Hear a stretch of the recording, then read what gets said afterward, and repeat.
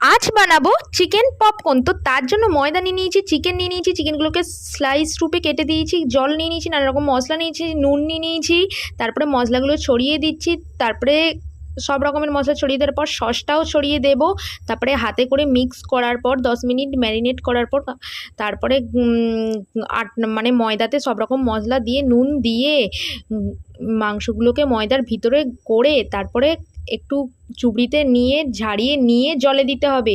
আবার সেই জলে ডোবানো মাংসগুলোকে আবার ময়দার ভেতরে ঢুকাতে হবে, তারপরে কোট করে নিয়ে কাশিতে আলাদা করে রাখতে হবে। এরপর তেলেতে এক এক করে ছাড়তে হবে। তো আমি অর্ধেক ফার্স্টে ছেড়েছি, পুরোটা ধরবে না বলে একদম ছোটো ছোটো করে তোমরা মাংসের পিস করবে, বড় করলেও হবে, সিদ্ধটা দেরি হবে। তো আমি সিদ্ধর জন্য তাড়াতাড়ি করে নিয়েছি। তো এইগুলোকে আবার রিপিট করে ভেজেছি, সেইটা আর দেখালাম না।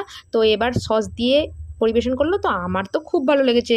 তোমাদের ভালো লাগলে লাইক কমেন্ট শেয়ার করে দিও। এই ভিডিওটা এইটুকুই, টাটা বাই।